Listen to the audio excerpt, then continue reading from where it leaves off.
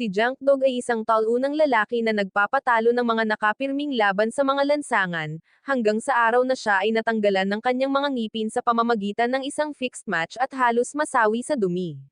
Ngunit nang si Yori, ang undefeated Megalobox champion, ay sumampa sa ring at pinahiya siya sa harap ng buong underground, isang bagay sa loob niya ang nagising.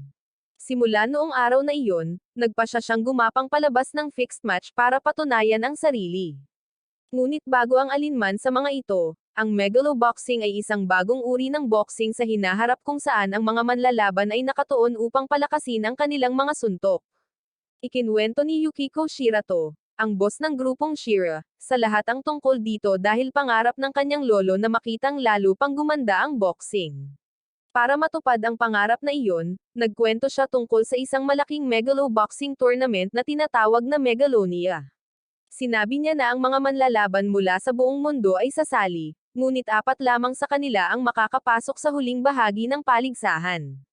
Sinabi rin niya na magsisimula ito sa loob ng 3 buwan, kaya kailangang maghanda ang mga tao sa lalong madaling panahon. Samantala, isang lalaki ang naglalakad sa loob ng isang tindahan ng motorsiklo upang ayusin ang kanyang motor kung saan pinanood niya ang presentasyon ng Shira Group tungkol sa Megalonia at isang undefeated champion. Tinanong ng lalaki ang matanda kung nami-miss niya ang boxing, ngunit ang sabi ng matanda ay hindi dahil wala silang ID card, kaya hindi sila tunay na mamamayan. Wala palang totoong pangalan ang lalaki, siya ay napupunta lamang sa kanyang boxing na pangalan, Junk Dog. Siya ay isang megaloboxer na nakikibahagi sa mga ilegal na underground fights kung saan naaayos ang mga laban. Ginagawa niya ang lahat ng ito sa ilalim ng pagbabantay ni Gansako Nanbo, na gumagabay at namamahala sa kanya. Bumisita si Junk Dog sa Underground Fight Club, at pagdating niya doon, sinabi sa kanya ng mga bouncer na dapat magpatalo siya ngayong gabi. Nagalit siya nang marinig ito, kaya nagmadali siyang kausapin si Nanbo tungkol dito. Kapag nahanap na niya, nagtatanong siya kung bakit kailangan niyang magpatalo ng kusa. Sinabi ni Nanbo na nagsawa siya kay Junk Dog na laging nananalo, at bukod pa, hindi ito nagdadala ng sapat na pera. Maya-maya, magsisimula na ang laban at ang kalaban ni Junk Dog ay isang payat na lalaki na mukhang isang magaspang na bersyon ng isang boksingero na pinangalanang Geto Hachiya. Sa mga unang round, pinahirapan siya ng husto ni Geto dahil sa kanyang gamit. At dahil si Junk Dog ay hindi lumalaban ng todo habang pinipigilan pa rin niya ang kanyang sarili, sa huli, si Junk Dog ay natatalo ng husto pagkatapos makakuha ng masamang tama sa mukha.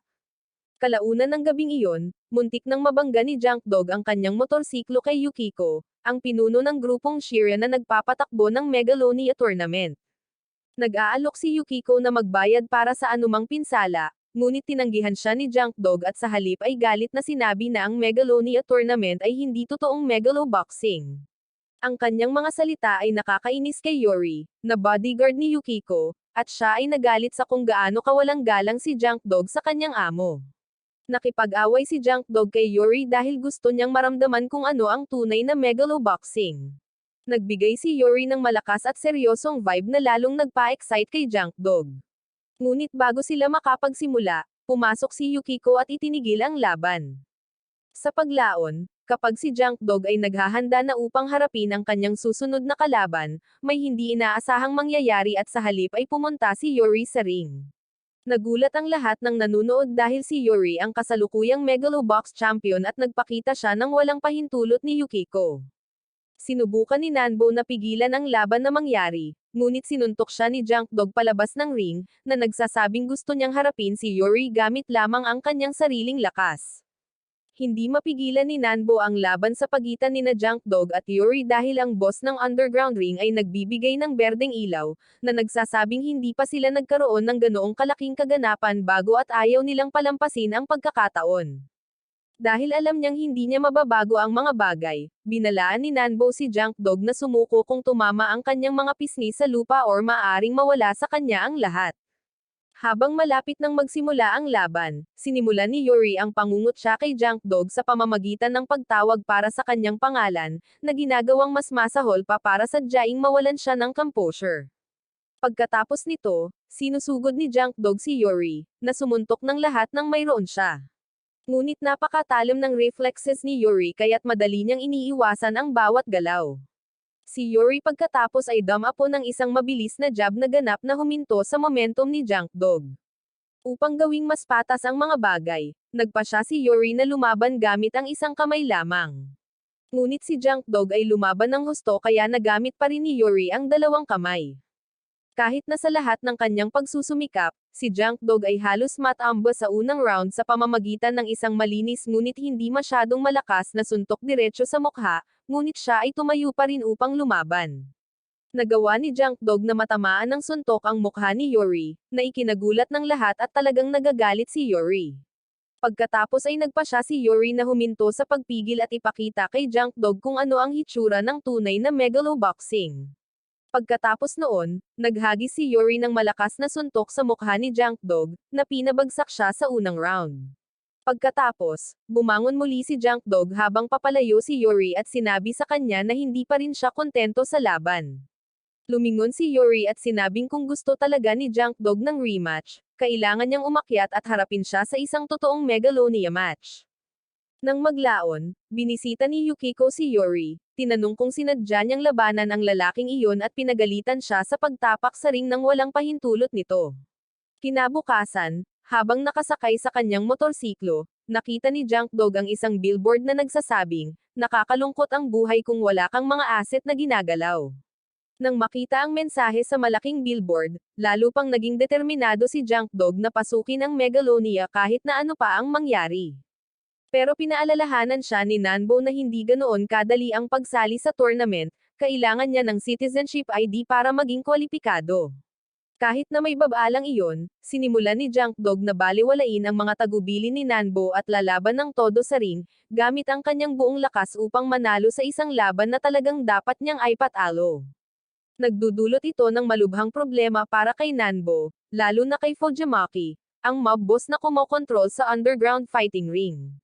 Upang maiwasang maparusahan, nangako si Nanbo kay Fujimaki na babayaran niya ito gamit ang premyong pera na kikitain ni Junk Dog sa pamamagitan ng pagkapanalo sa Megalonia. Sumasang-ayon si Fujimaki sa plano at tumulong pa nga siya sa pamamagitan ng paggawa ng peking citizenship ID para kay Junk Dog, na pagkatapos ay pinili ang pangalang Joe na gagamitin sa tournament. Pagkatapos nito, nirerehistro ni Nanbo si Junk Dog sa pangalang Joe sa opisyal na pagraranggo ng Megalobox, na inilalagay siya hanggang sa ibaba, ika-257 na lugar. Kasabay nito, ipinahayag na si Yuri ay sasabak din sa Megalonia tournament. Ang ikalawang manlalaban na pumasok ay si Pepe Iglesias, na kilala bilang pangalawang pinakamalakas na Megaloboxer, at si Yuri ay nakatakdang harapin siya sa simula ng paligsahan. Nang maglaon, nakipagkita si Nanbo kay Junk Dog, na ngayon ay puno ng pananabik tungkol sa pagkakataong labanan si Yuri sa paligsahan ng Megalonia. Pero pinaalalahanan siya ni Nanbo na kailangan muna niyang makapasok sa Megalonia. Ibinunyag ni Nanbo ang kanyang plano na harapin ni Junk Dog ang pinakamalakas na manlalaban na papayagan ng mga rangkang upang mabilis siyang umakyat sa tuktok. Kung tama ang lahat, naniniwala si Nanbo na maaabot ni Junk Dog ang top bracket sa 5 laban lang. Nang maglaon, bumisita ang dalawa sa pabrika ng Guskino upang makakuha ng mas magandang gear, at sinabi ni Nanbo kay Junk Dog na ang gamit na ginagamit ni Yuri ay isang custom na modelo ng Shiren na direktang sama-sama sa kanyang katawan, kaya walang pagkaantala sa oras ng pagtugon. Nang marinig iyon, iminumungkahi ni Junk Dog na dapat din silang makakuha ng ganoon. Ngunit si Nanbo ay nabigla, na nagsasabi na sila ay masyadong mahirap upang kayang bayaran ang isang bagay na ganoon. Samantala, isang grupo ng mga bata ang nagnakaw ng ilang mga kamera mula sa isang kalapit na tindahan at tumakbo palabas. Sa parehong oras, sina Junk Dog at Nanbo ay dumaan at napansin na ang tindero ay may sheer group composite titanium prototype gear na nakatago sa likod na silid. Sa sandaling iyon, ang parehong mga batang lalaki na nagnakaw ng mga kamera kanina ay pumasok sa tindahan na may dalang bag na puno ng mga ninakaw na gamit. Ibinibigay nila ang mga kamera sa tindero kapalit ng pulang candy, isang mapanganib na uri ng gamot. Napagtanto ng isa sa mga bata na walang sapat na pulang candy para sa kanya at talagang nagalit, inaatake ang tindero. Bilang tugon, naglabas ng kutsilyo ang tindero at pinagbantaan ang bata. Nang makita ang mga bagay na hindi na makontrol, sinubukan ni Junk Dog na pumasok at tumulong, ngunit bago pa siya makagawa ng marami, itinapon siya ni Potemkin Higashi sa labas ng shop, isang dating megalo boxer na nagpapakita ng kanyang lumang beat-up gear kanina. Pagkatapos nito, si Junk Dog na may sugat na mukha ay umalis sa shop kasama si Nanbo. Pagkatapos ay sinabi sa kanya ni Nanbo na ang kanilang susunod na hakbang ay huminin si Shark Samejima, ang ika-185 na ranggo na megalo boxer, at ang dalawa ay nagsimula ng kanilang pagsasanay kaagad. Sa kalagitnaan ng training session nila, isa sa mga bata kanina ang nagpakita. Ang kanyang pangalan ay Sacho, at bigla siyang humarang sa kanila at nagtatanong kung maaari nilang dalhin siya sa Megalonia. Kapag sinabi nilang hindi, pumasok si Sacho sa tindahan at ninakaw ang prototype gear, ngunit nahuli. Matapos marinig ang nangyari, sumugod sina Junk Dog, Nanbo, at ang iba pang mga bata upang iligtas siya. Isinuot ni Junk Dog ang prototype na gear para labanan si Potemkin, ngunit mabilis itong nalaglag habang nakikipaglaban. Gayunpaman, sa pagtataka ng lahat, nagawa ni Junk Dog na talunin si Potemkin gamit lamang ang kanyang sariling lakas. Pagkatapos, nagpa siya sina Junk Dog at Nanbo na payagan si Sacho na sumama sa kanilang paglalakbay sa Megalonia. Pagkatapos, umakyat si Junk Dog sa ring para sa kanyang unang pro fight laban kay Shark Samejima, ngunit ginulat ang buong arena sa pamamagitan ng pagpapakita ng walang anumang gamit, na ikinagulat ng lahat. Lumalabas na lahat ito ay bahagi ng plano ni Nanbo. Gusto niyang kusa lang lumaban si Junk Dog ng walang gear. Nagagalit si Sacho kapag nalaman niya ito, hindi niya naiintindihan kung bakit sila nakipagsapalaran. Ipinaliwanag ni Nanbo na dahil nilalayo nilang labanan ang mga nangungunang kalaban, kailangan nilang magpasikat. Walang nagmamalasakit sa ilang walang pangalan na boksingero na natigil sa ibaba, ngunit ang pakikipaglaban ng walang gamit ay maaaring makuha lamang ang atensyon na kailangan nila. Inihayag din ni Nanbo na ang kanyang layunin ay ipaalam sa mundo ang ideya ng Gearless Junk Dog, isang manlalaban na hindi nangangailangan ng anumang kagamitan upang manalo. Bumalik sa ring, pinahintulutan ng referee si Junk Dog na lumaban ng walang gamit dahil walang panuntunan laban dito. Ngunit ito ay nagpagalit kay Samejima. Sa sandaling magsimula ang laban, mabilis na ipinakita ni Junk Dog ang kanyang mga kasanayan sa pamamagitan ng pag-iwas sa lahat ng suntok ni Samejima at paglipag ng malalakas na jabs gamit lamang ang kanyang mga kamao. Ngunit nagbago ang mga bagay nang si Samejima ay nakatama ng isang malakas na suntok, na nagpabagsak kay Junk Dog sa unang round. Mukha siyang lubos na nanginginig, ngunit nagawa niyang tumayo ng tuwid sa ika-9 na bilang. Sa pagtatapos ng round, unti-unting nawalan ng malay si Junk Dog habang sinasabi sa kanya ni Nanbo na huwag isaalang-alang ang trading blows. Sa pagsisimula ng susunod na round, sinisigawan ng audience si Samejima na tamaan si Junk Dog, na patuloy na umiiwas sa kanyang mga pag-atake sa buong round. Sa ikalawang round, nawalan ng lakas si Samejima at nagpapanumbalik sa lakas ni Junk Dog, na pagkatapos ay ginugugol ang natitirang bahagi ng round ng maingat na umiiwas sa kanyang mga ligaw na pag-atake. Sa pagmamasid mula sa gilid, napansin ni Sacho na may tila kakaiba at sinigawan si Nanbo, na sinasabing hindi mukhang maayos si Junk Dog. Sa pahinga sa pagitan ng mga round, pinagalitan ni Sacho sina Junk Dog at Nanbo, pinagsabihan sila dito at tinulungan silang muling tumuon sa kung ano talaga ang mahalaga. Nang maaliwalas na ang kanyang ulo, humakbang si Junk Dog pabalik sa ring at ginamit ang kanyang matalas na footwork at timing para mapunta ang isang malinis na shot, na nagpatambo kay Samejima sa ikatlong round.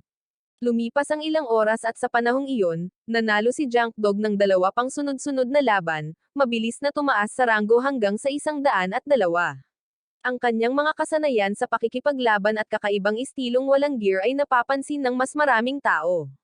Hindi nagtagal, sumikat ang kanyang estilo online, naging trend pa nga sa social media at nakakakuha rin ng atensyon ni Yukiko. Samantala, pinuntahan ni Nanbo ang isang lumang kontak para malaman kung sino ang susunod na makakalaban ni Junk Dog. Ang kalaban ay nasa ika-17 na pwesto, ngunit nang makita ni Nanbo ang pangalan, siya ay lubos na nabigla. Ito pala ay isang tao mula sa kanyang nakaraan, isang lalaking may kalahating sunog na mukha na agad na nagbabalik ng mga masasakit at madilim na alaala na sinubukang kalimutan ni Nanbo. Ang 17th rankang nakalaban na boksingero na ito ay ang dating estudyante ni Nanbo na nagngangalang Aragaki. Ilang taon na ang nakalilipas, naglingkod si Aragaki sa militar, ngunit nawala ang kanyang dalawang paa sa isang pagsabog. Simula noon, nagtanim siya ng matinding sama ng loob kay Nanbo dahil sa pagsira sa pangako na ang gym ay palaging magiging tahanan niya.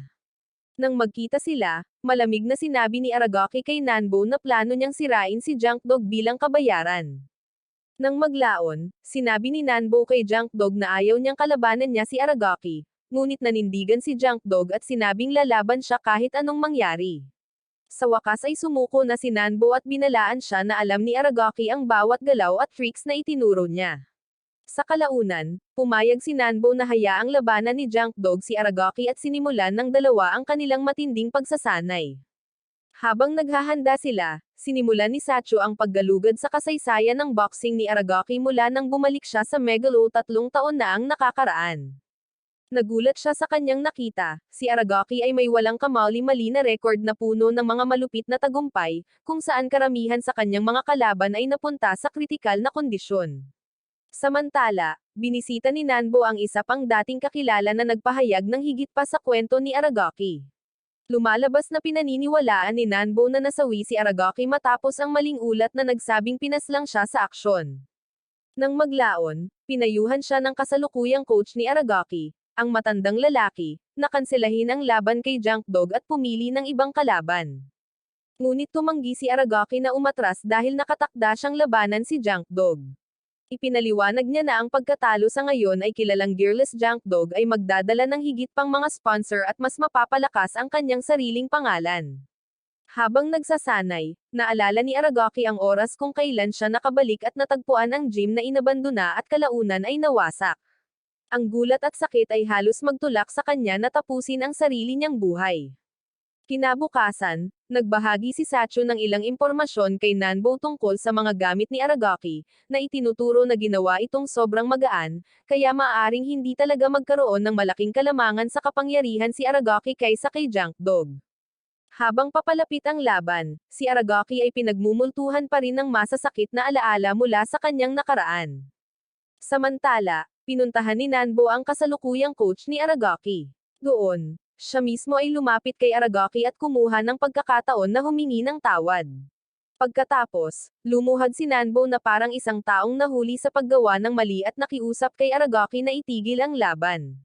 Inamin niya na talagang nagsisisi siya sa pag-alis niya sa gym ilang taon na ang nakakaraan at sa pagtakas na parang duwag sa halip na harapin ang lahat noon. Pagkatapos nito, magsisimula na ang laban at pumasok sina Junkdog at Aragaki sa ring para harapin ang isa't isa. Sa simula pa lang, nanatili na si Junkdog sa kanyang kinatatayuan at buong lakas na lumalaban, kahit na wala pa rin siyang gear, tulad ng dati. Ang dalawa ay tila pantay na tugma ng ilang sandali, nakikipagpalitan ng mga suntok, ngunit pagkatapos ay nagsimulang maglanding si Aragaki ng isang serye ng mga malalakas na jab na nagsimulang magpabagsak ng pababa kay Junkdog. Sa kalagitnaan ng unang round, naghatid si Aragaki ng perpektong timing na hit na nagpabagsak kay Junkdog. Habang sinisimula ng referee ang pagbilang, gumagapang ito ng palapit sa 10, at mukhang masama ang mga bagay para kay Junkdog. Nagawa ni Junkdog na makabangon muli sa ika-9 na bilang, tulad ng lagi niyang ginagawa dahil ang 9 ay parang maswerteng numero niya. Humarap siya kaagad pabalik sa paglaban kay Aragaki, ngunit ang mga bagay ay nagiging mas mahirap mula doon. Si Aragaki ay nagpapanatili ng malinis na mga shot at si Junkdog ay nagsimulang magpumiglas sa ilalim ng presyon. Habang nanonood sa gilid, lumingon si Sacho kay Nanbo at nagtanong kung may alam siyang kahinaan sa estilo ni Aragaki. Ngunit kahit na si Nanbo ay umamin na ang Megalo boxing ni Aragaki ay umabot sa isang bagong antas. Pagkatapos, sa ring, kin-orner ni Aragaki si Junkdog ng mahigpit, para lamang itapon siya sa isang tabi na parang basang tuwalya pagkatapos siyang pahirapan, na naging sanhi ng pagtawa ng karamihan sa walang magawang kalagayan ni Junkdog. Nang matapos ang round, si Nanbo, sa pag-aakalang tapos na ang laban, muntik nang magtapon ng tuwalya para pigilan ito. Ngunit mabilis siyang pinigilan ni Junkdog, tumangging sumuko. Nagsisimula siyang lumaban sa pamamagitan ng pag-aayos ng kanyang paninindigan at pantay na pagkalat ng kanyang timbang, tulad ng itinuro sa kanya ni Nanbo noon. Kahit na matamba muli si Junkdog, sa pagkakataong ito ay tumayo siya pabalik ng wala pang 5 segundo. Sa pagmamasid mula sa gilid, napagtanto ni Sacho ang isang bagay at sinabi niya kay Nanbo na hindi lang sinusubukan ni Junk Dog na manalo, gusto niyang manalo gamit ang mga aral na ibinigay sa kanya ni Nanbo. Sa pagkilala sa pamamaraan, naalala ni Aragaki ang mga alaala mula sa kanyang panahon sa ilalim ni Nanbo at nagsimulang masira habang ang kanyang galit ay nananaig sa kanya. Pareho silang nakatayo, naghahampas ng sunod-sunod na suntok ng hindi nabubuwal. Ngunit pagkatapos ay nakatama si Junk Dog ng isang matigas na suntok na halos magpatamba kay Aragaki. Nagpagulat ito sa lahat at natahimik ang buong karamihan. Ang laban ay nagpapatuloy sa ika-4 na round kung saan parehong sina Junk Dog at Aragaki ay nakakuha ng mabibigat na hit at itulak ang isa't isa hanggang sa limitasyon. Ngunit bago magsimula ang ika-5 round, biglang na-forfeit ni Aragaki ang laban, na ginawang si Junk Dog ang panalo sa ika-4 na round bilang default. Pagkatapos ng laban, humingi ng paumanhin si Aragaki sa kanyang kasalukuyang coach para sa hindi pagtapos ng laban. Gayunpaman, sinabi lang sa kanya ng coach na binalak na niyang ihinto ang laban sa lalong madaling panahon, nang makita kung gaano kahirap si Aragaki sa loob. Pagkatapos ng laban, nakatagpo ni Nanbo si Aragaki sa locker room, at sa wakas ay nakipagpayapaan ang dalawa sa isa't isa. Ibinahagi ni Aragaki na masyadong malaki ang pinsalang natamo ng kanyang mga implant sa binti sa laban at may posibilidad na mauwi siya sa hindi na pakikipaglaban, dahil ito na ang kanyang huling Megalo boxing match. Pagkatapos ay inilabas niya ang isang lumang bigong betting slip, ang parehong ibinigay sa kanya ni Nanbo bilang good luck charm. Inihayag ni Aragaki na ang maliit na slip na ito ang pumipigil sa kanya na tapusin ang sarili niyang buhay sa kanyang pinakamadilim na panahon. Ibinalik niya ito kay Nanbo at sinabihan siyang ibigay ito kay Junk Dog. Si Yukiko ay gumawa ng isang pampublikong anunsyo na inilalantad si Glenboro bilang ang ikatlong entry sa Megalonia Tournament. Samantala, nakipag-usap si Mikio kay Yuri at itinuro na ang publiko ay tila mas interesado kay Gearless Junk Dog kaysa sa alinman sa iba pang mga manlalaban. Pagkatapos ay ipinahiwatig niya na mayroon siyang plano upang matiyak na hindi makakarating si Junk Dog sa Megalonia.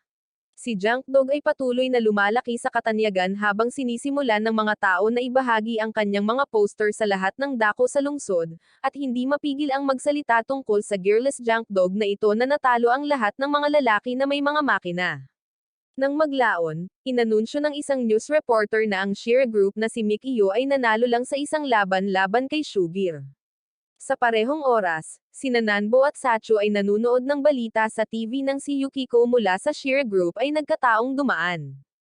Pinigilan siya ni Nanbo at tinanong kung set up lang ba ang laban na ito para linisin ang daan para sa kanyang kapatid na si Mikio. Ipinunto niya na ang publiko ay hindi tatanggap ng isang bagay na napakahusay at na ang atensyon ng lahat ay lumilipat na sa walang gear na si Junk Dog.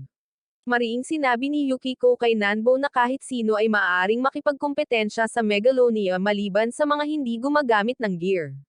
Pagkatapos noon, lumabas silang lahat para manood ng laban ni Mikio laban kay Shugir. At kahit sa second round, malinaw na si Mikio ang nangunguna.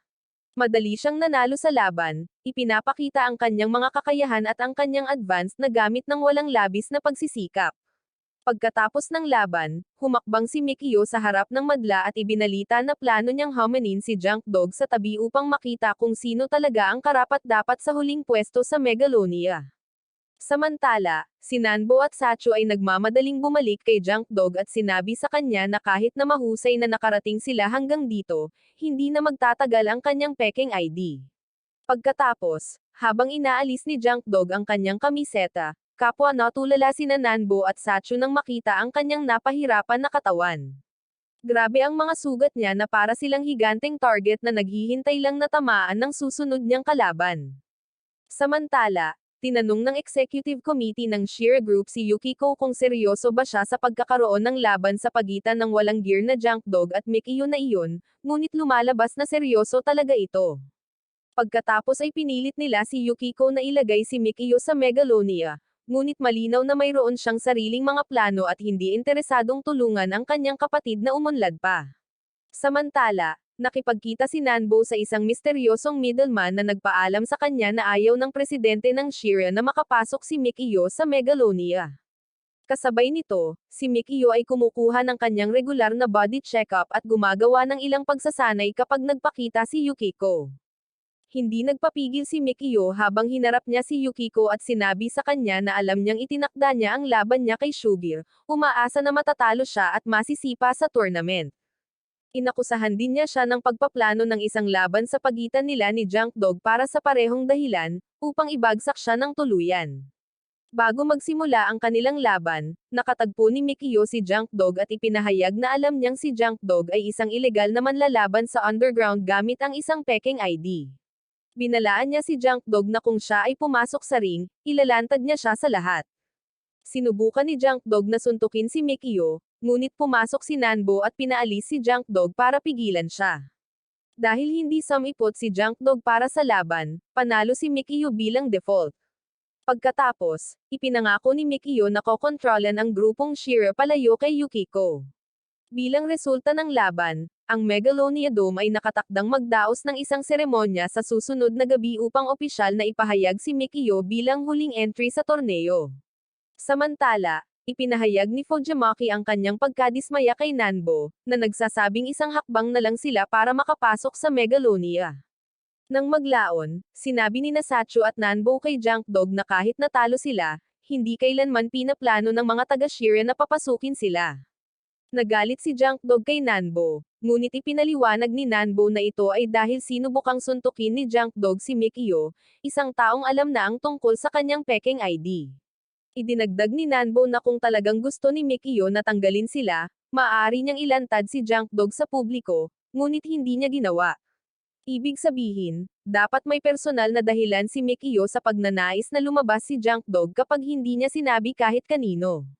Sa pag-iisip pabalik, ibinunyag ni Nanbo na nang mapansin niyang hindi nalik ni Mikio ang sikreto ni Junk Dog, nagpunta siya para humingi ng anumang dumi ni Mikio kay Fujimaki na maaring magpilit ng rematch.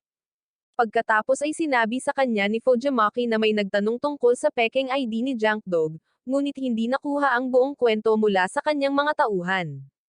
Doon napagtanto ni Nanbo na nag-bluff si Mikio sa buong panahon, gamit ang mga kalahating katotohanan para manipulahin sila. Pagkatapos ay sinabi ni Fujimaki sa kanila na ibibigay niya ang impormasyong kailangan nila, ngunit ito na ang kanilang huling pagkakataon. Sinabi ni Fujimaki na nakakuha siya ng perpektong lead na ang pangalan ay Mizuharu Koichi, isang freelance engineer na nag-develop ng gear para sa Shira hanggang 2 taon. Para makakuha ng leverage kay Mikio, tinanong ni Nanbo ang isang dating gear engineer na mas mukhang pekeng nagbebenta ng kurso kaysa isang engineer. Sa kasalukuyan, tinanong ni Junk Dog kung ano ang sinabi sa kanila ng inhinyero, at ipinaliwanag ni Sachu na minsang pinangunahan ni Mikio ang isang pangkat na nakabuo ng gear na may kakayahang magbasa at mag-analyze ng mga galaw ng kagamitan ng ibang manlalaban sa real time. Ito ay bahagi ng isang karera upang madaig ang isa pang panloob na koponan, ang responsable sa pagbuo ng revolusyonaryong pinagsama-samang kagamitan na isinusuot ngayon ni Yuri.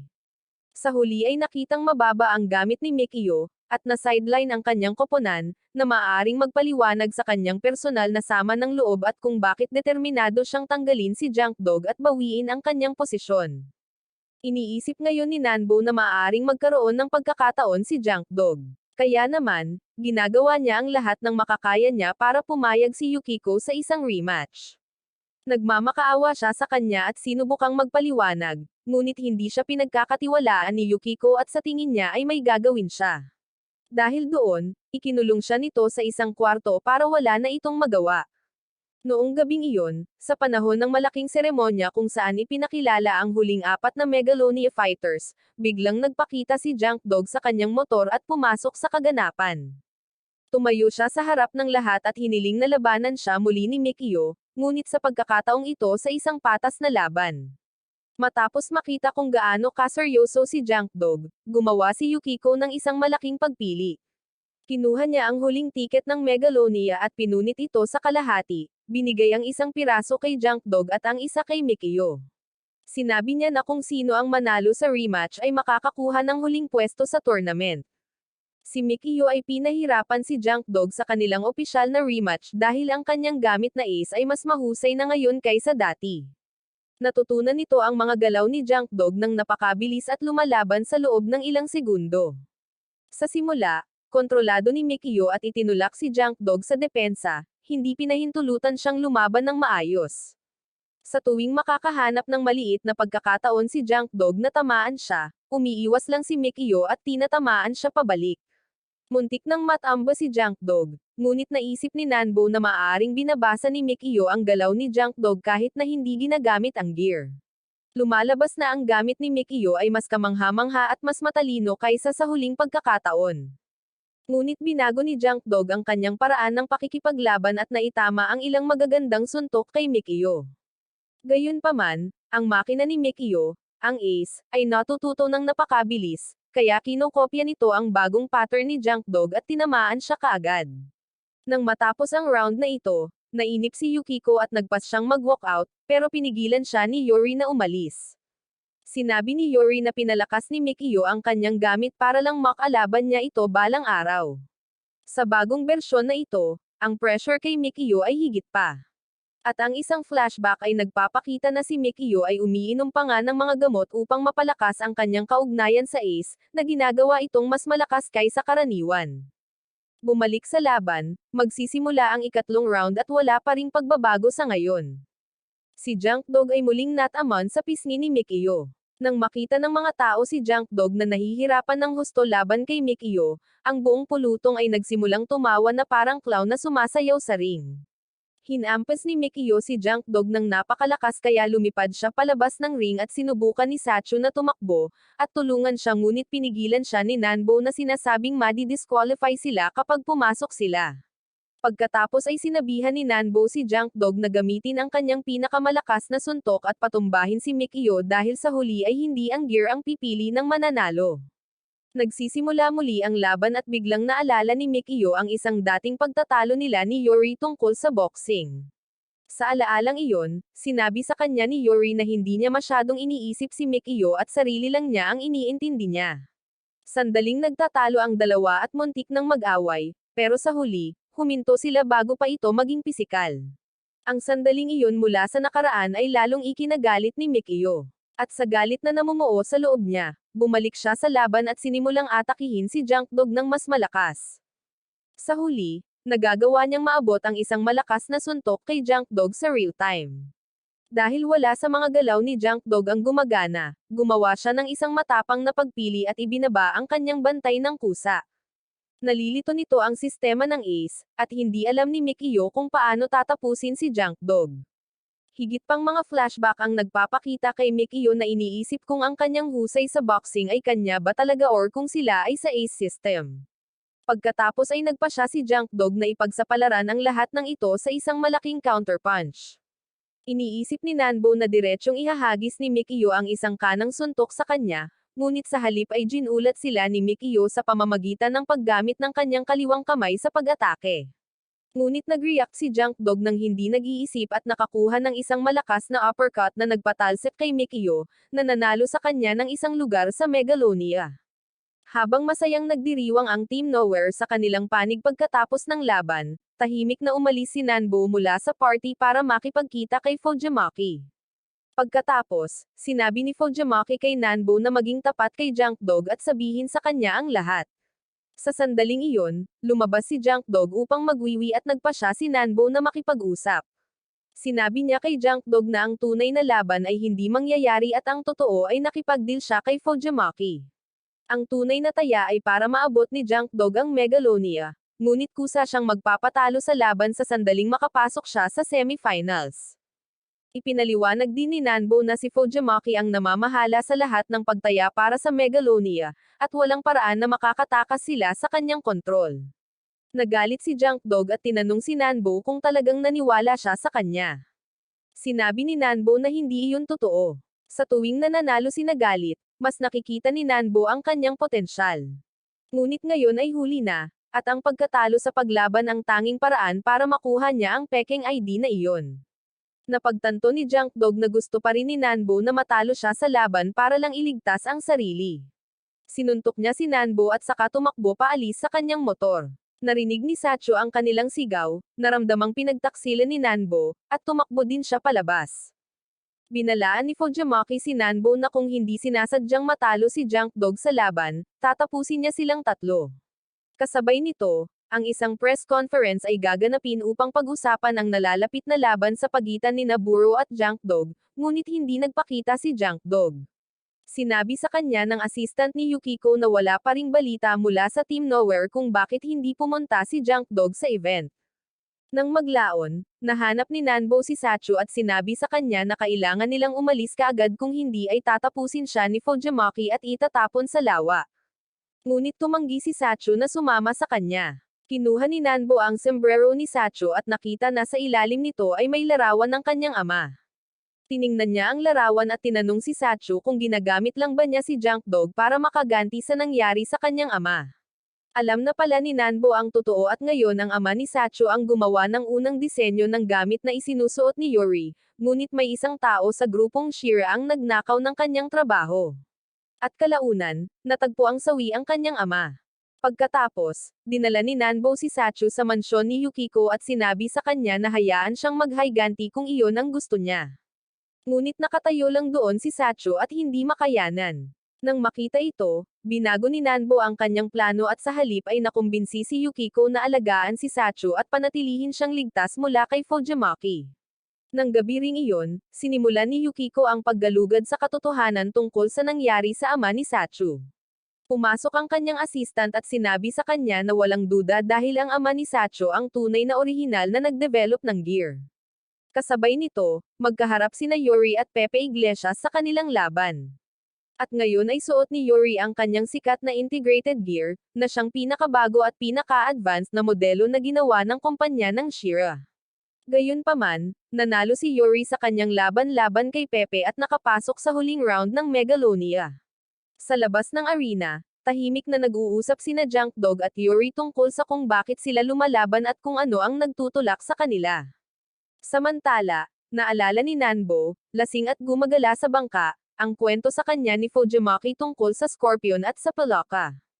Dinala ng mga tauhan ni Fujimaki si Nanbo sa arena kung saan nakatakdang labanan ni Junk Dog si Glenn Burrows sa semi-final match. Kasabay nito, naging full-time na katulong si Sacho sa paligid ng bahay ni Yukiko at nagsimulang maglinis para bayaran siya sa pagpapatira niya doon.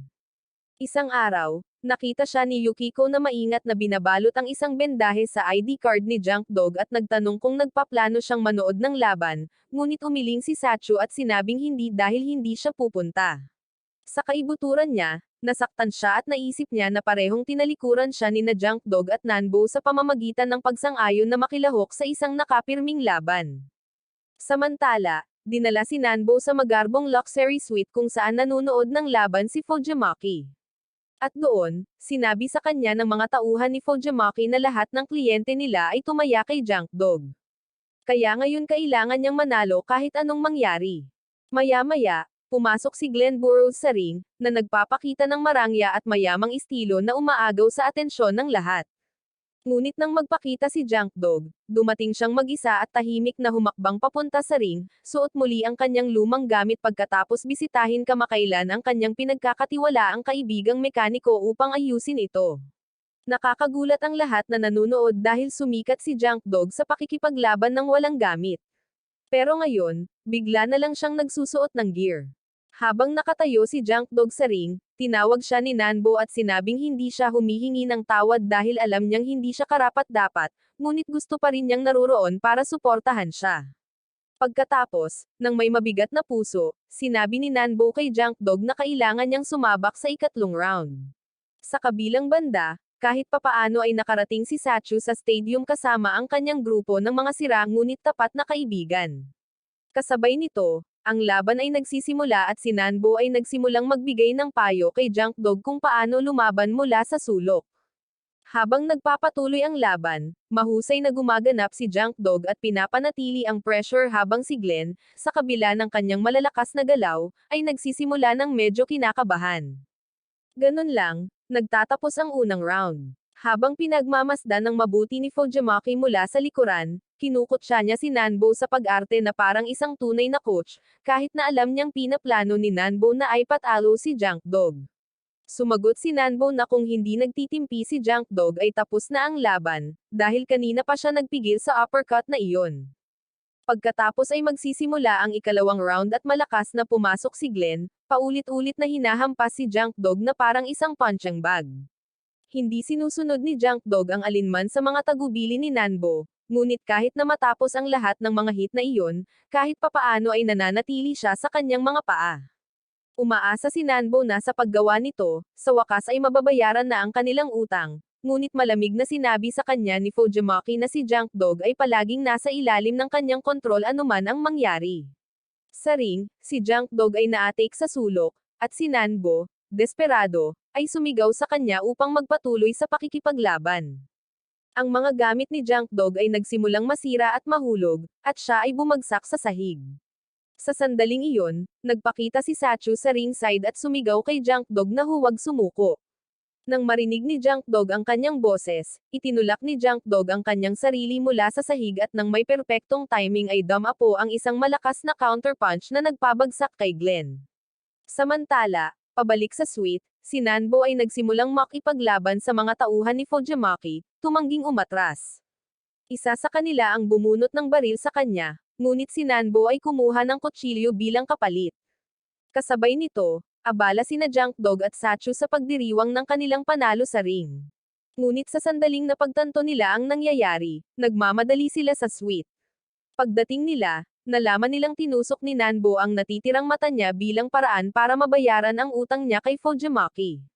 Nagulat at humanga sa ginawa ni Nanbo, nagpa siya si Fujimaki na palayain silang tatlo.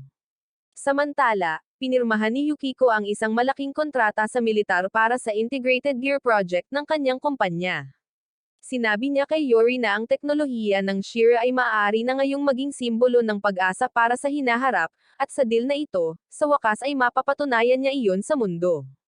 Ngunit nasorpresa siya ni Yori sa pagsasabing pinaplano niyang tanggalin ang kanyang gamit bago ang huling laban dahil gusto niyang labanan si Junk Dog bilang katumbas. Laking gulat ni Yukiko nang mapagtanto niya na si Yori ay nagpa siya na gawin ang pagtanggal ng kanyang sariling gamit. Sinabi niya kay Yori na hindi siya papayag na gawin ito at nagbabala pa na kakanselahin niya ang finals kapag natuloy ito. Ngunit hiniling ni Yori sa kanya na huwag gawin iyon, na nagpapaalala sa kanya na isinapanganib ni Junk Dog ang kanyang buhay para lamang maabot ang laban na ito. Samantala, walang tigil na nagsasanay si Junk Dog tuwing umaga, puno ng lakas at kasabikan tungkol sa pagharap kay Yori. Pagkatapos, dumating si Nanbo, na ngayon ay ganap na bulag, kasama ang ilang bata at nahanap si Sachu. Sinabi niya sa kanya na kung walang papasok, patuloy na susuntukan ni Junk Dog ang isang sira-sirang bag hanggang sa wala nang natitira. Kaya naman tumawag si Nanbo kay Aragaki para sanayin si Junk Dog sa kanyang lugar. Gamit ang kanyang matalas na pandinig, sinimulan ni Aragaki na magbigay ng mga tip kay Junk Dog at itama ang kanyang form habang nagsasanay. Samantala, binisita ni Yori si Mikio sa kanyang tahimik na cabin sa kakahuyan upang alisin ang kanyang gamit sa operasyon. Pumayag si Mikio na gawin ang operasyon ngunit binalaan si Yori na walang garantiya na may lalabas ito ng ligtas dahil ang mga gamit ay ganap na nakasama sa kanyang katawan. Maya-maya, si Yukiko ay nakatanggap ng tawag mula kay Mikio at nagtungo sa cabin. Pagdating niya, ipinakita ni Mikio sa kanya ang kalagayan ni Yori at tiniyak sa kanya na wala sa anumang panganib ang buhay nito. Sinabi rin niya na gusto niyang ipakita sa Megalonia ang performance ng Integrated Gear at makuha ang kontrata na gusto niya. Kaya, sinabi niya sa kanya na hayaan na lang niya si Yori sa gusto niya. Nang maglaon, nalaman ni Yukiko na peke ang ID badge ni Junk Dog at bago ang huling 3 buwan, nakikipaglaban siya sa isang ilegal na ring na matatagpuan sa mga restricted zone. Sinabi sa kanya ng kanyang assistant na mayroon na siyang malinaw na dahilan para tanggalin si Junk Dog sa paligsahan, ngunit nagpigil si Yukiko at hindi agad kumilos. Sa halip, nagpa siya siyang puntahan si Yori. Pagdating niya, tinanong ni Mikio kung pupunta siya para tanungin siya kung bakit hindi niya pinigilan si Junk Dog na pumasok sa unang lugar.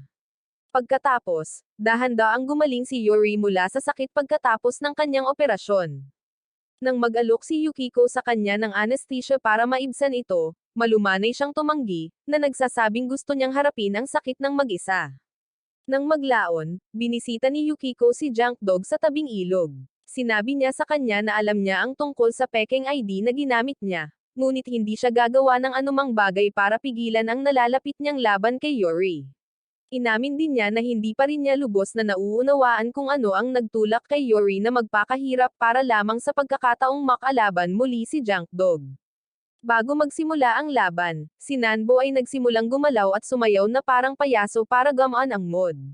Pagkatapos, iniabot niya kay Junk Dog ang isang natalong tiket mula sa karera ng aso na minsan niyang pinagpustahan, na nagbibiro na ito ay isang lucky charm na tutulong kay Yuri na makaligtaan ang kanyang mga suntok.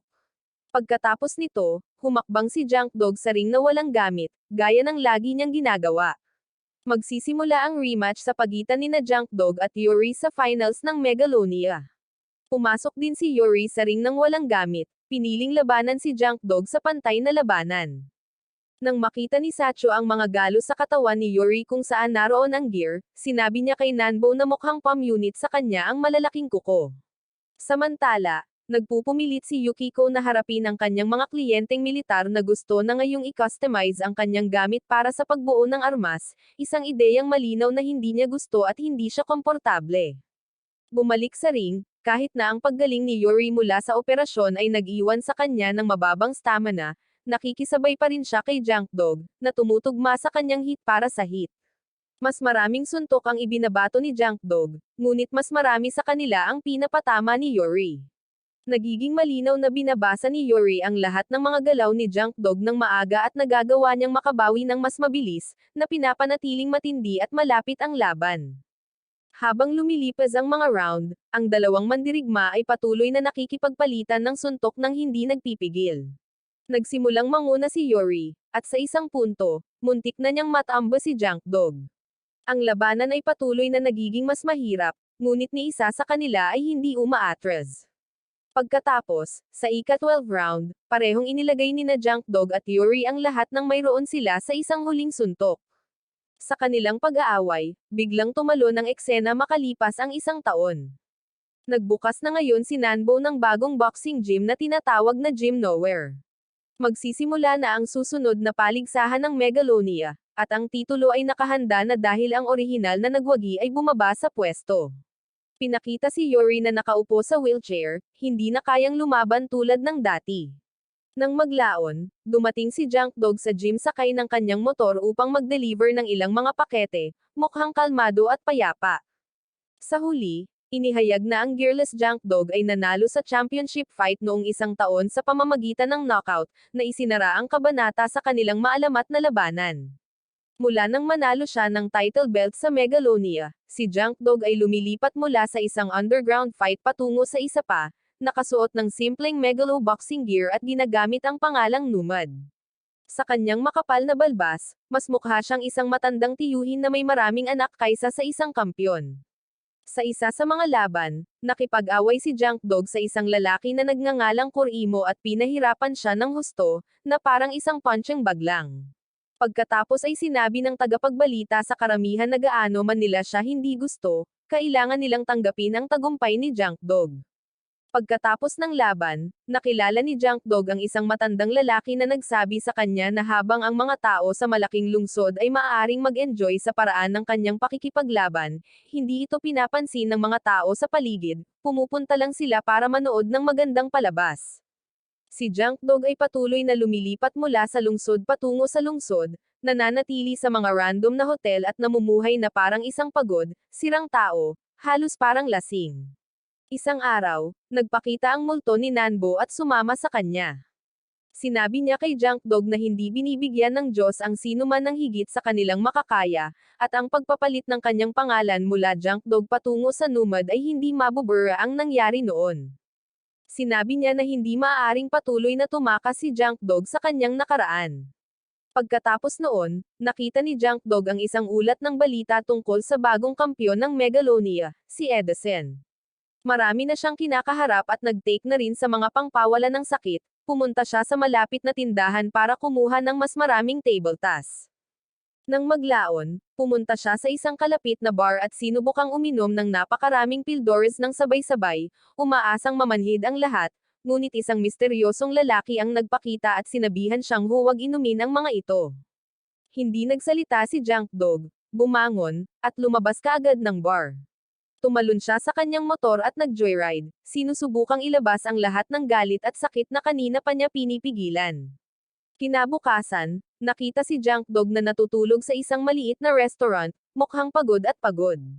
Habang nandoon siya, naririnig niya ang ilang mga tao na nag-uusap tungkol sa isang dating pro-megalo boxer na nagngangalang Chief, na sumasabak sa underground scene at tinatakot ang ibang mga manlalaban. Matapos marinig iyon, nagsalita si Junk Dog at sinabing gusto niyang maging susunod na kalaban ni Chief. Ang ilang mga tao ay hindi nakakakilala sa kanya at nagsasabing siya ay ang parehong tao na patuloy na tumatalon mula sa isang ring patungo sa isa pa sa tuwing siya ay masisipa. Gayunpaman, pumayag ang matandang kinauukulan na papuntahin si Junk Dog at harapin si Chief. Kinabukasan, sa wakas ay nagsimula na ang laban ni Junk Dog laban kay Chief. Sa pagsisimula ng laban, napagtanto ni Junk Dog na nakita na niya si Chief noon, siya rin ang lalaking nagpahinto sa kanya sa pag-inom ng mga table toss sa bar noong isang gabi. Kasabay nito, mukhang alam na ni Chief na si Junk Dog talaga si Joe. Habang nakikipagpalitan ng suntok, may napansin si Junk Dog na kakaiba. Nang makaabot siya ng mahinang suntok, biglang bumaba si Chief at nanalo si Junk Dog sa pamamagitan ng knockout. Doon niya nalaman na si Chief ay dapat binayaran ng mga promoter para kusa niyang ay patalo ang laban. Pagkatapos ng laban sa parking lot, galit na tinawag ni Junk Dog si Chief na isang manloloko dahil sa pagpapatalo ng laban. Nagpagalit ito kay Chief, at sinuntok niya si Joe ng malakas sa tiyan, tinutuya siya dahil sa pag-asa sa mga pangpawala ng sakit sa halip na harapin ang mga bagay-bagay. Nasaktan at bigo, sumakay si Junk Dog sa kanyang motor patungo sa ilang.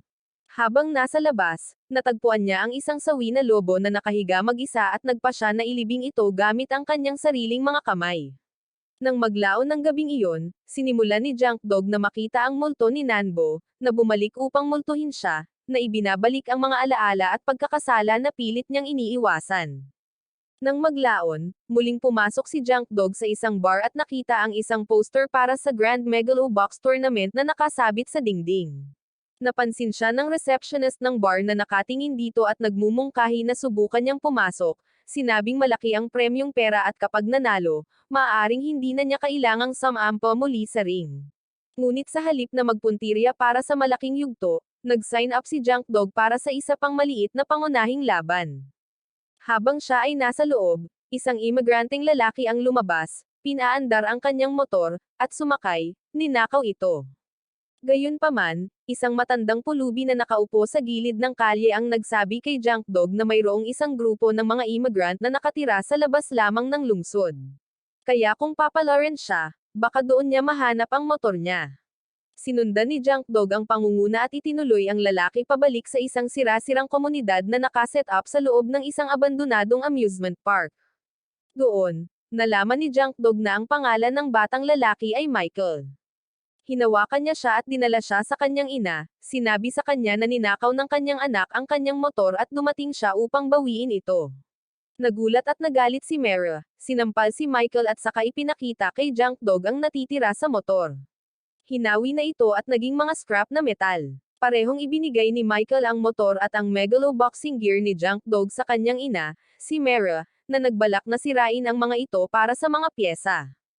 Habang nakikita niya ang kalagayan ni Junk Dog, nag-aalok siya na tulungan siyang ayusin ang motor. Ngunit bago pa siya makasagot, biglang bumagsak si Junk Dog.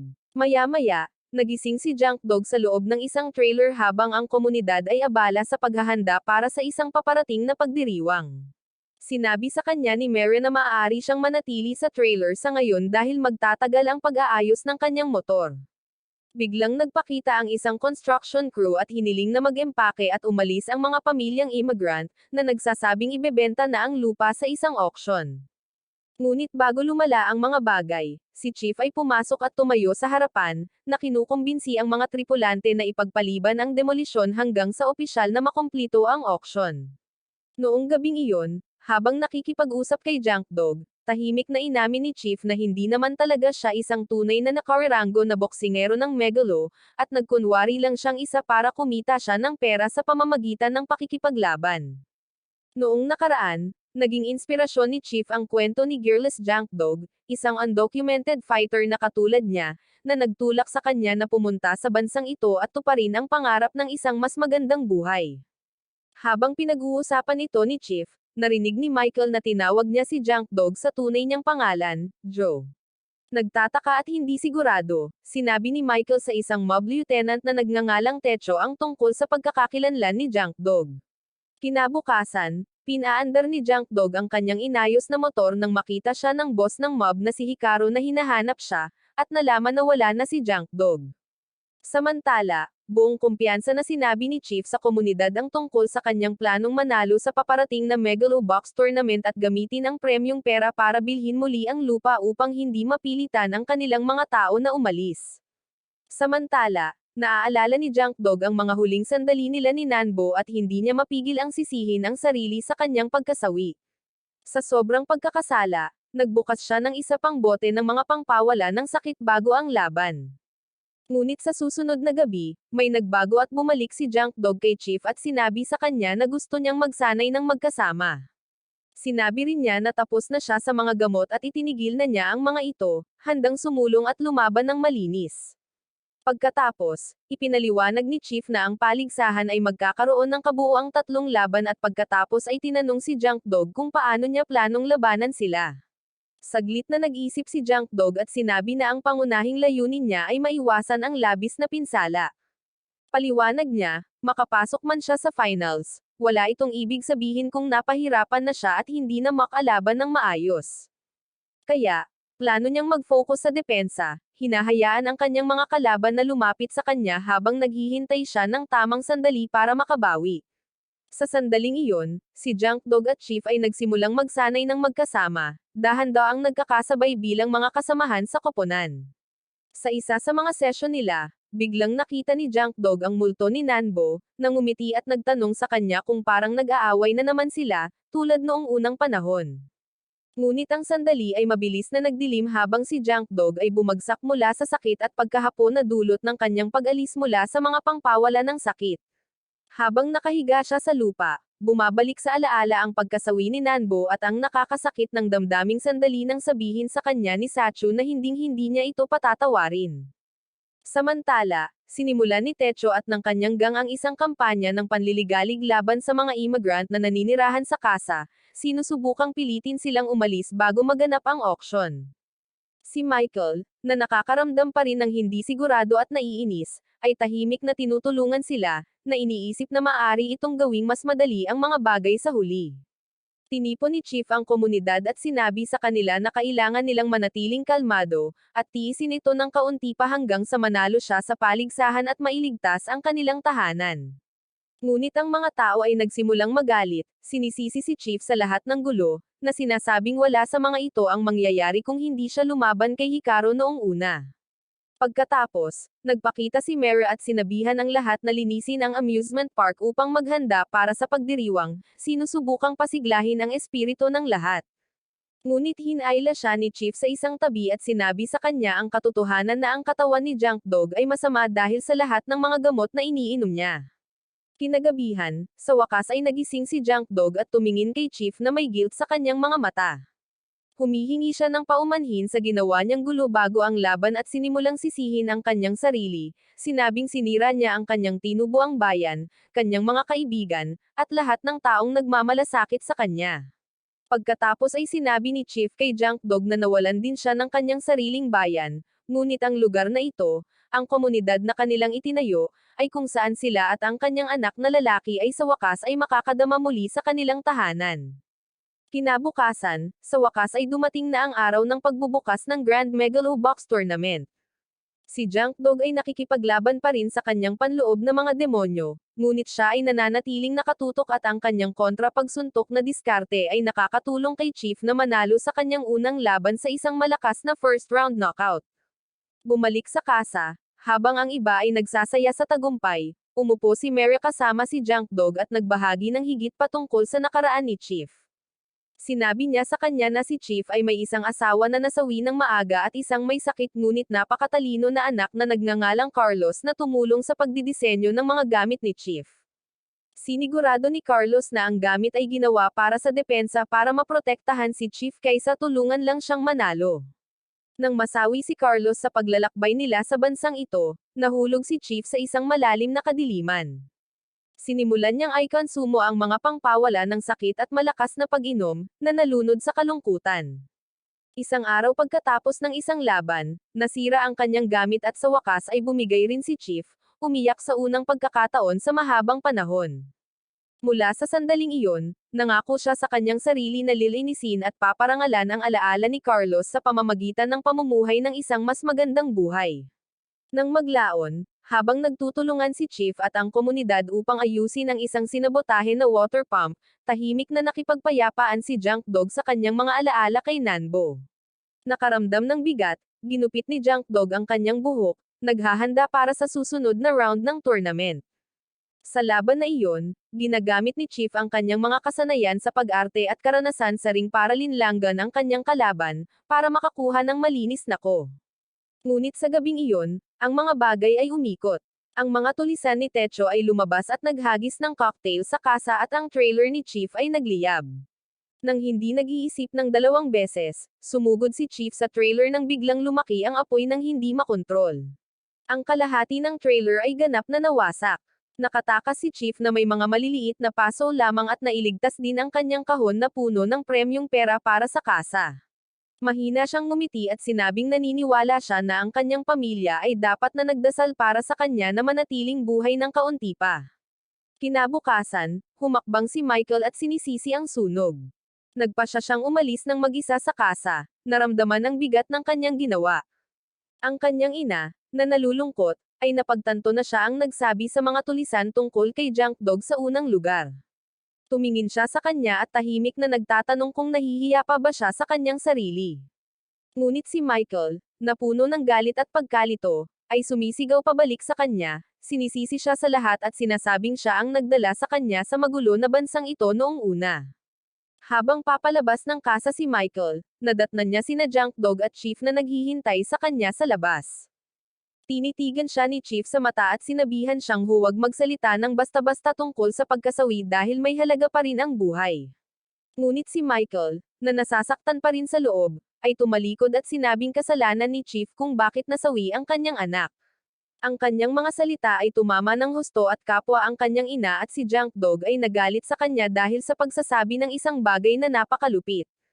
Kinabukasan, binisita ni Chief ang puntod ni Carlos kasama si Junk Dog sa kanyang tabi. Tahimik na lumuhad si Junk Dog at nakipag-usap din sa libingan, binibigyang galang. Pagkatapos ay lumingon siya kay Chief at nagtanong kung palagi siyang dumadalaw sa libingan bago ang bawat laban. Tumanggo si Chief at sinabing oo. Ito ay isang anteng-anteng sa swerte mula sa kanyang tinubuang bayan, isang paraan upang dalhin ang espiritu ng kanyang anak sa ring kasama niya. Sa pagsisimula ng finals ng torneo, casual na sinabi ng land developer kay Hikaru na wala siyang pakialam kung sino ang mananalo basta mababayaran siya para sa lote. Sa ring, ang megalo boxer ni Hikaru, si Momoya, ay nagsimulang gumamit ng mga maruruming trick, masasakit na panunuya, at ilegal na suntok para itapon si Chief sa kanyang laro at itulak siya sa mga pagkakamali. Si Junk Dog, na nanunood mula sa isang sulok, ay sumisigaw at sinusubukang pakalmayan si Chief. Ang parehong mga manlalaban ay lalong nanghihina habang nagpapatuloy ang laban, nakikipagpalitan ng mga suntok at itinutulak ang kanilang mga limitasyon. Nang mukhang bibigay na si Chief, biglang sumulpat si Michael sa ringside at sinimulan siyang i-cheer sa lahat ng mayroon siya. Ang marinig ang boses ni Michael ay nagbigay kay Chief ng huling pagsabog ng lakas at sa isang solidong suntok sa ika-5 round, pinabagsak niya si Momoya. Gamit ang premyong pera mula sa paligsahan at ang naunang ipon ni Chief, sa wakas ay may sapat na ang komunidad para mabili ang kanilang lupa at masiguro ang kanilang tahanan. Pagkatapos ng laban, sinabi ni Chief kay Junk Dog na dapat siyang bumalik sa totoong megalo boxing at muling ituloy ang kanyang tunay na landas. Ngumiti siya at sinabing umaasa siyang magkakaroon sila ng maayos na laban balang araw, manlalaban sa manlalaban. Ngunit kinaumagahan, nangyari ang trahedya. Natagpo ang sawi si Chief sa kanyang truck at ang komunidad ay nagtitipon upang magdaos ng isang taos-pusong libing sa kanyang karangalan. Habang nagpapatuloy ang seremonya, tinatapos ni Mera ang pagbili ng lupa, na ginagawang katotohanan ang pangarap ni Chief. Nilapitan ni Michael si Junk Dog at sinabi sa kanya na napagkasunduan nilang lahat na ipasa sa kanya ang gamit ni Chief sa kanyang memorya. Nagpasalamat si Junk Dog kay Mera at Michael ng may malalim na paggalang, pagkatapos ay sumakay sa kanyang motor at sumakay palayo sa kasa, handang huminto sa pagtakbo mula sa kanyang nakaraan at harapin ang anumang susunod na mangyayari. Pagkaraan, bumalik si Junk Dog sa Gym Nowhere, at natagpuan na lamang itong inabandona at nagkawatak-watak, isang sirang shell ng kung ano ito noon. Ang mga flashback ay nagpapakita ng mas masasayang mga pagkakataon na sina Nanbo, Junk Dog, Aragaki, at ang iba pa ay magkasamang nagtatawanan at nagsasanay na parang isang tunay na pamilya. Bumalik sa kasalukuyan, pumunta si Junk Dog sa parehong lumang mekaniko at nagtanong kung ano ang nangyari sa lahat. Tumingin sa kanya ang may-ari ng tindahan at sinabing, huli na para alalahanin ang lahat ng iyon ngayon. Tumalikod si Junk Dog para maglakad palayo, ngunit pinigilan siya ng matanda at idinagdag na isang malakas na bagyo ang tumama sa lugar at bumahos sa ilog, na sum-iron ang lahat.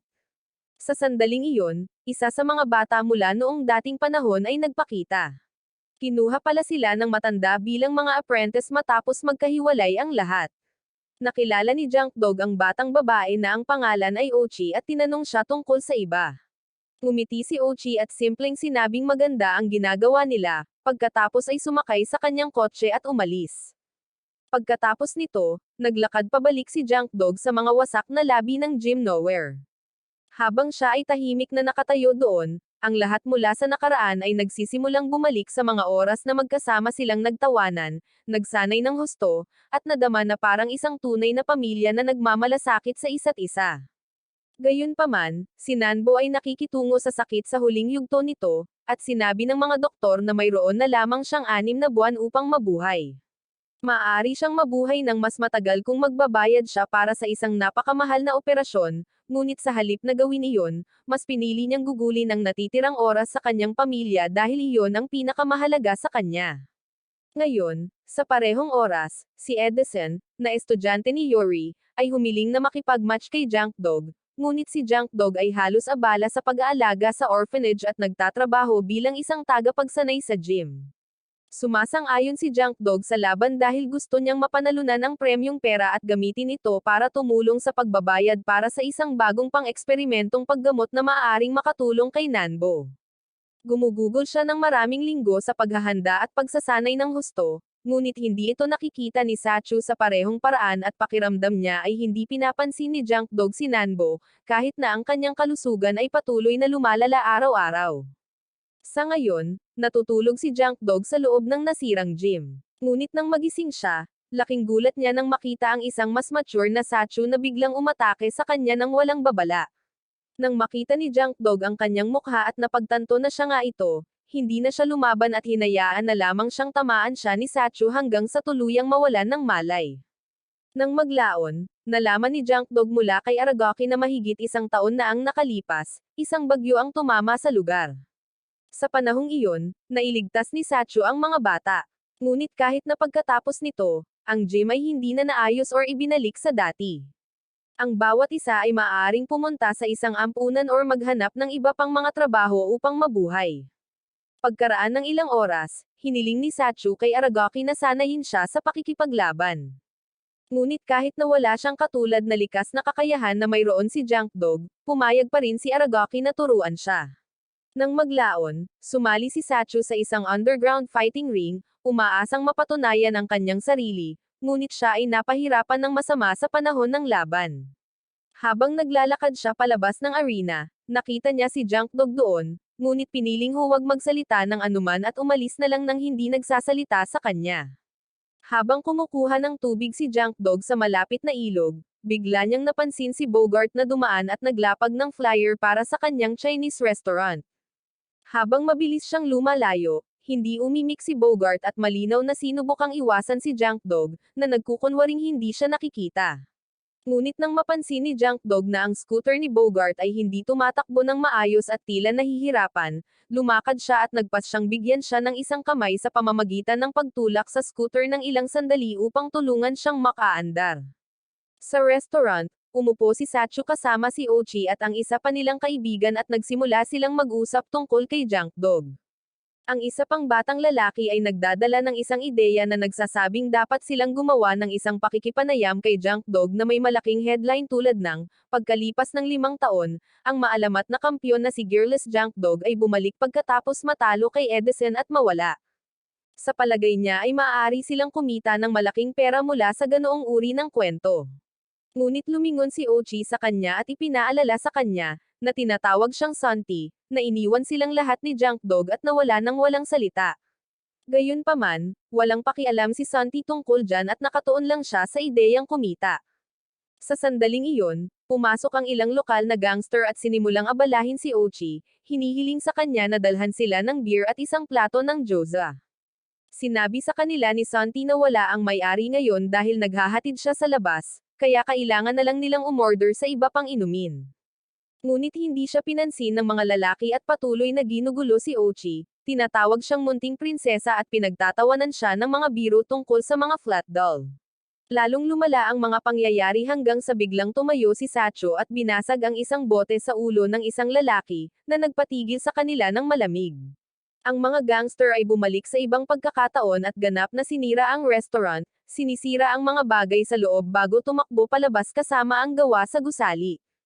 Pagkatapos, nagpakita si Fujimaki at binibigyan si Sacho ng pagkakataong manalo muli sa gawa, ngunit kung kaya niyang talunin ang isang mas malakas na kalaban sa isang laban. Ilang sandali lang bago magsimula ang laban, tinanong siya ng isa sa mga kaibigan ni Sacho kung ano ang nangyayari at kung bakit hindi siya pumapasok sa ring para lumaban. Bago pa makasagot si Sacho, biglang nagsalita ang announcer at sinabi sa crowd na may last-minute change sa matchup ngayong gabi. Sa sandaling iyon, humakbang si Junk Dog ng walang pag-aalinlangan at piniling lumaban bilang kahalili ni Sacho, na muling pumasok sa ring bilang maalamat na Gearless Junk Dog. Nang maglaon, naalala ni Junk Dog ang araw na nakalaban niya si Edison at kung paano ilang minuto bago magsimula ang laban, biglang lumala ang kalusugan ni Nanbo at kung paano natamba si Junk Dog ng husto sa ikalawang round. Bumalik sa kasalukuyan, sa panahon ng bagong laban, ang Gearless Junk Dog ay na-knockout din sa ikalawang round. Habang hinihintay siya ng mga bata na bumalik, sa wakas ay nagpakita si Junk Dog at sinabi sa kanila na natalo siya sa laban, ngunit nakuha pa rin niya ang kasulatan dahil sa deal na ginawa niya kay Fujimaki. Matapos marinig ito, tumingin si Sacho kay Junk Dog at sinabihan siyang umalis. Si Edison ay nagsasanay ng husto araw-araw habang naghahanda siya para sa kanyang paparating na laban-laban kay Mac, at lahat ng tao sa paligid niya ay naniniwala na siya ay talagang mahusay. Kahit na matapos talunin ang Gearless Junk Dog 5 taon na ang nakalilipas, nagpatuloy siya upang manalo sa pangalawang Megalonia, na pinatunayan ang kanyang lakas. Gayunpaman, may ilang mga tao na patuloy na iniisip na hindi siya kasing lakas ni Yuri. Sa sandaling iyon, pumasok si Santi sa gym at sinabi kay Edison na bumalik si Gearless Junk Dog sa bayan. Pagkatapos nito, pinuntahan ni Edison si Yuri at nakiusap na hayaan siyang magkaroon ng isa pang laban kay Junk Dog, ngunit sinabi ni Yuri na hindi, na nagpapaalala sa kanya na natalo na niya si Junk Dog minsan. Nakaramdam ng sama ng loob at pagkadismaya, lumabas ng gym si Edison. Lumingon si Yuri sa isa pang coach at sinabing ito ang unang pagkakataon na humingi sa kanya si Edison ng kahit ano. Ipinaliwanag ng isa pang coach na gusto ni Edison na kalabanan muli si Junk Dog dahil sinusubukan niyang itulak ang sarili sa abot ng kanyang makakaya. Nang maglaon ng gabing iyon, matapos malaman na si Junk Dog ay talagang bumalik sa bayan, nagpa siya si Edison na pumunta at makipagkita sa kanya ng harapan.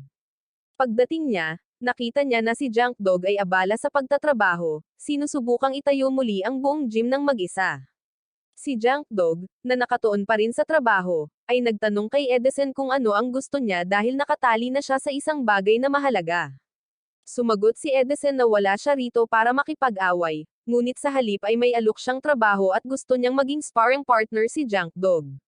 Nararamdaman ni Edison na kahit natalo niya si Junk Dog 5 taon na ang nakalilipas, karamihan sa mga tagahanga at media ay tumitingin pa rin sa kanya bilang estudyante lamang ni Yuri sa halip na makita siya bilang isang tunay na pro-megalo boxer sa kanyang sarili. Naniniwala siya na iyon ay dahil hindi siya nagkaroon ng pagkakataon na labanan si Junk Dog noong siya ay nasa kanyang pinakamahusay.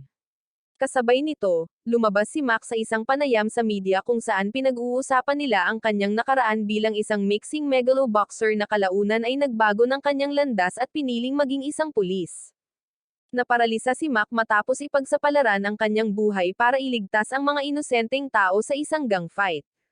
Nang maglaon, pumasok ang isang binatang CEO na nagngangalang Ryugo at nakakuha ng espesyal na pahintulot na subukan ang isang bagong teknolohiya na tinatawag na Brain Encoding System, na nilikha ng kanyang kumpanyang Roscoe. Salamat sa sistema, si Mac ay nakakuha ng pangalawang pagkakataon sa buhay at bumalik sa mundo ng megaloboxing, habang ginagamit ni Ryugo ang pagkakataon upang ipakita ang tagumpay ng produkto ng kanyang kumpanya sa buong mundo. Kinabukasan, dumating si Junk Dog sa gym ni Jimmy upang magsanay kasama si Edison, at nagsimulang mag-sparring ang dalawa at magpakita ng ilang galaw sa isa't isa, ngunit mabilis na naantala ang kanilang pagsasanay nang mahuli nila si Santi na lihim na nagre-record ng kanilang laban upang magamit sa kanyang susunod na artikulo. Nagseryoso si Edison at nangako na pagkatapos niyang matapos ang laban nila ni Mac, haharapin niya ng totoo si Junk Dog. Sa wakas, dumating na ang araw ng malaking laban. Si Junk Dog ay nagpakita kasama ang mga bata at lahat sila ay umupo malapit sa ring, kahit na sina Sacho at Ochi ay wala kahit saan. Samantala, naabutan ni Yukiko ang kanyang kapatid na si Mikio sa venue.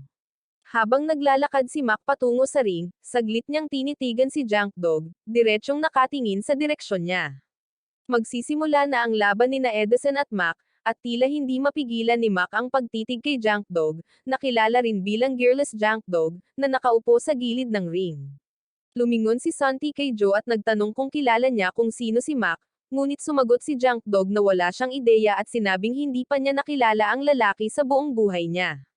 Maya-maya, umakyat ang referee sa entablado at buong pagmamalaking inanunsyo ang pagpasok ni Edison. Lumabas si Edison na may grand entrance, kasama si Yori, na ngayon ay nangangailangan ng suporta dahil hindi na siya makalakad ng mag-isa.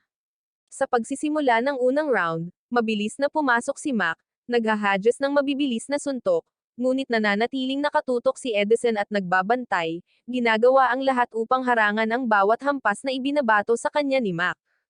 Tinamaan ni Mac si Edison ng napakalakas sa round na muntik nang bumagsak si Edison sa sahig at sinimulan ng referee ang countdown, ngunit nagawa ni Edison na itulak ang sarili at tumayo muli sa bilang ng 6. Pagkatapos nito, ang unang round ay magtatapos na malinaw na kontrolado ni Mac at ipinapakita ang kanyang napakalaking lakas sa buong laban. Nang maglaon, ipinahayag na si Edison ay aktwal na gumagamit ng mas kaunting mga bahagi ng gear sa kanyang setup, na tumutulong sa pagtaas ng kanyang hanay ng paggalaw, na nagbibigay sa kanya ng higit na kakayahang umangkop at nagpapahintulot sa kanya na gumamit ng mas malawak na iba't ibang mga pag-atake sa panahon ng laban. Sa pagsisimula ng ikalawang round, lumingon si Junk Dog kay Santi at sa ibang taong nakaupo sa malapit at sinabi sa kanila na mananalo si Edison sa laban na ito. Sa una, nagsimula si Edison ng maingat at kalmado, ngunit hindi nagtagal bago niya simulan ang pagbabasa ng mga galaw ni Mac at magtagumpay sa laban.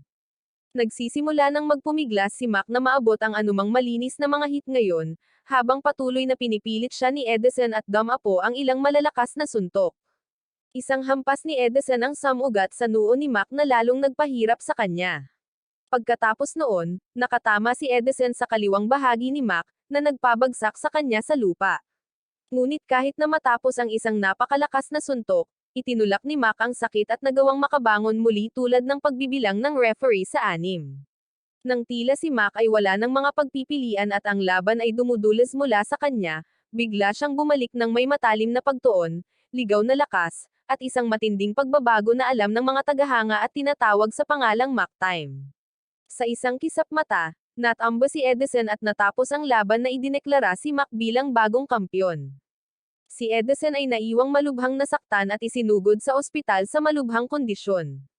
Nang maglaon, nakipag-usap si Yori kay Junk Dog at inamin na nagkasala siya sa pagpilit sa sarili niya mga pangarap kay Edison sa halip na hayaan siyang makahanap ng sarili niyang landas.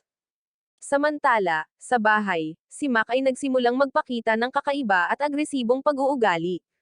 Sa isang punto, inaagaw pa niya ng pagkain ang mga kamay ng anak niyang si Miko nang walang babala.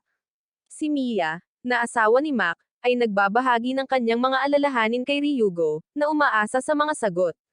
At habang tila nauunawaan siya noong una, pinipigilan niya ito sa pagsasabing ang kakaibang ugali ni Mac ay dahil lamang sa pagod. Samantala, tahimik na nagmuni-muni si Yukiko sa naunang pag-uusap nila ng kanyang kapatid na si Mikio, kung saan sinabi nito sa kanya na ang Mac time ay hindi isang espesyal na kasanayan, ngunit talagang isang mapanganib na epekto na dulot ng sistema ng Biz na nakakaapekto sa utak ni Mac sa isang mapanganib na paraan.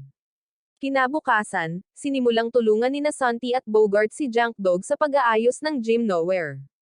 Habang nagtatrabaho, binanggit ni Bogart na inimbitahan din niya si Ochi na sumama, ngunit sinabi nito sa kanya na masyado siyang abala para magpakita. Nang maglaon, bumaling si Santi kay Junk Dog at hiniling sa kanya na kausapin si Edison para sa kanya dahil gusto talaga niya itong kapanayaman. Dahil tumanggi si Edison na makipag-usap sa iba pang mga mamamahayag, naisip ni Santi na ito ang kanyang perpektong pagkakataon. Ngunit tinanggihan siya ni Junk Dog, sinabi na matagal na siyang wala sa ring at ayaw niyang makisali. Mabilis na tumugon si Santi na siguradong hindi siya nagretiro noong nasa ring siya na nakikipag-sparring kay Edison. Samantala, sa tindahan ng Abuhachi, si Ochi at ang matandang tindero ay nagtatrabaho ng husto dahil ito ang pinakaabalang oras ng taon para sa kanila. Habang pareho silang nakatutok sa kanilang mga gawain, tumingin ang matanda kay Ochi at taos-pusong nagpapasalamat sa kanya, sinabing ang kanyang trabaho ay talagang kahanga-hanga.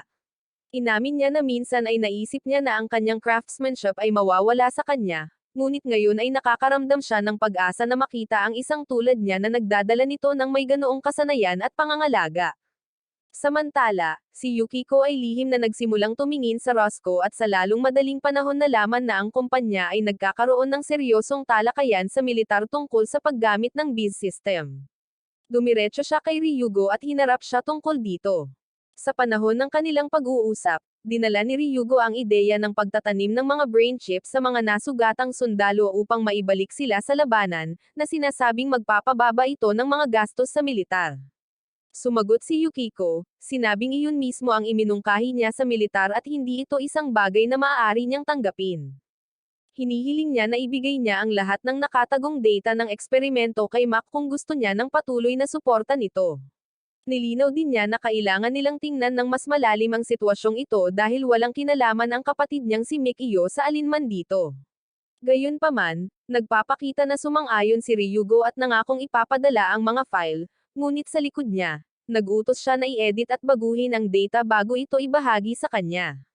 Sa ospital, sa wakas ay nagising si Edison at sinabi ng matandang lalaki kay Yuri na naniniwala ang mga doktor na si Edison ay maaaring makapagsimula ng physical therapy ng mas maaga kaysa sa una nilang naisip, at na siya ay sapat na malakas upang malampasan ito. Sumagot si Yuri sa pagsasabing mula nang imulat ni Edison ang kanyang mga mata, hindi siya nagpakita ni isang pagdududa or nagreklamo. Palagi niyang pinangarap na magkaroon ng rival tulad ng dati nila ni Junk Dog, at sa wakas ay nakuha niya ito. Ngunit nang malapit na niyang maabot ang kanyang buong potensyal, ang lahat ay bumagsak. Samantala, tahimik na sinabi ni Edison kay Junk Dog na hindi na siya ganap na makaka-recover at natapos na ang kanyang oras sa megaloboxing. Sinabi ni Edison kay Junk Dog na hindi siya susuko at magkakaroon sila ng laban gaya ng ipinangako.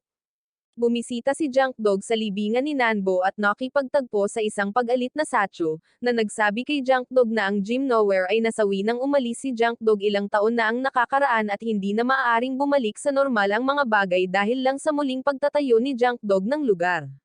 Kapag ang isang bagyo ay nagbabanta sa gym, sina Aragaki at Ochi ay sumali sa grupo upang tumulong sa pagtali sa gusali.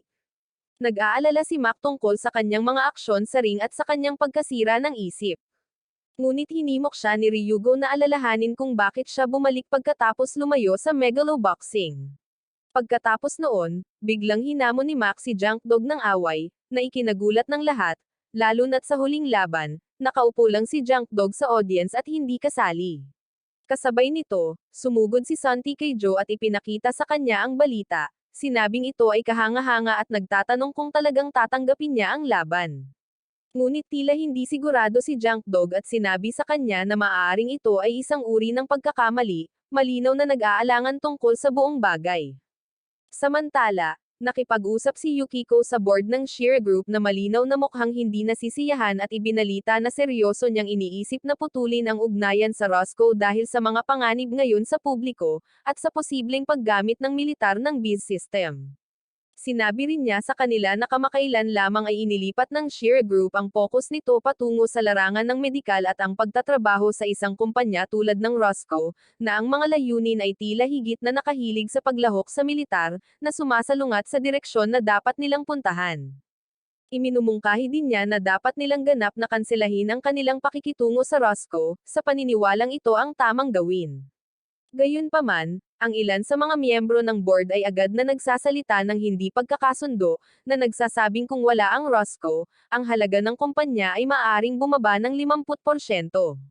Ang isa pang board member ay nag-aalala pa nga ng malakas na kung wala ang partnership, maaaring hindi na mabuhay ang Shira at mapahamak ang buong kumpanya. Pagkatapos, ipinadala ng Roscoe ang kanilang nangungunang researcher, si Yak Imura, upang makipagkita kay Mikio at pilitin siyang bawiin ang kanyang thesis na nag-uusap tungkol sa mga panganib ng sistema ng BIS. Ngunit hindi umaatras si Mikio at mahinahong nagtanong kung ano ang mangyayari kung tumanggi siyang gawin iyon. Bilang tugon, binalaan siya ni Yak Imura na walang pagpipilian ang Roscoe kundi ang gumawa ng legal na aksyon, at idinagdag na ang kanilang kumpanya ay palaging may malakas na relasyon sa paaralan at hindi nila nais na makita ang koneksyon na iyon na masira dahil sa kanyang mga aksyon. Si Mikio naman ay nagmumungkahi sa kanyang dating estudyante na tanggapin at ayusin ang kanyang mga pagkakamali. Samantala, nakita ni Junk Dog si Mac na binibisita si Edison sa ospital. Mahinahong sinabi sa kanya ni Junk Dog na ang kanilang negosyo ay naayos na muli sa ring, kaya hindi na siya kailangang mag-alala. Ipinakilala ni Mac kay Junk Dog ang kanyang asawa, si Mia, at ang kanilang anak na si Miko, na ipinaliwanag na ang kanyang anak ay ipinanganak na may malubhang karamdaman, at ang dahilan kung bakit siya pumasok sa ring ay upang mapangiti ang kanyang anak. Binanggit din niya kung gaano siya naging inspirasyon sa paglalakbay ni Junk Dog para maging kampyon, na sinasabing pinanghahawakan pa rin niya ang pangarap na ipinakita sa kanya ni Junk Dog.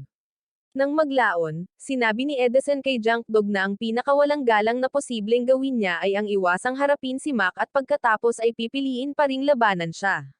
Nang maglaon, inisip ni Junk Dog ang kanyang panahon kasama si Chief, at binibigyan siya nito ng push na kailangan niya upang sa wakas ay magpas siya na labanan si Mac.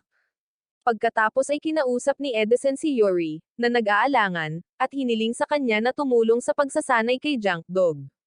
Sinabihan niya si Yuri na huwag sisihin ang sarili sa lahat ng nangyari. Pagkatapos ay pinuntahan ni Junk Dog si Sachu at ang dalawa ay nauwi sa isang biglaang pag-aaway. Sa panahon nito, sinabi ni Junk Dog kay Sachu na hindi niya kasalanan na natalo si Junk Dog kay Edison or na iniwan niya ang lahat ilang taon na ang nakakaraan. Matapos marinig iyon, pumayag si Sachu na bumalik sa Gym Nowhere nang biglang bumagsak si Junk Dog. Dinala si Junk Dog sa ospital kung saan nalaman ng mga bata at ni Aragaki kung gaano kalubha ang pagkasira ng katawan niya sa megaloboxing at ang kanyang nakaraang pagkagumon sa mga gamot. Sinabi ng mga doktor na walang malaking pinsala tulad ng namong dugo or aneurysm, ngunit mukhang matagal nang nakikitungo si Junk Dog sa matinding pananakit ng ulo. Gayunpaman, sinabi ni Aragaki sa doktor na huminto si Junk Dog sa paggamit ng mga pangpawala ng sakit at sinabing hindi na sumasakit ang ulo. Ngunit ipinaliwanag ng doktor na walang boksingero sa mundo na hindi nagdadala ng ilang uri ng pinsala or maliit na halimaw sa kanilang utak.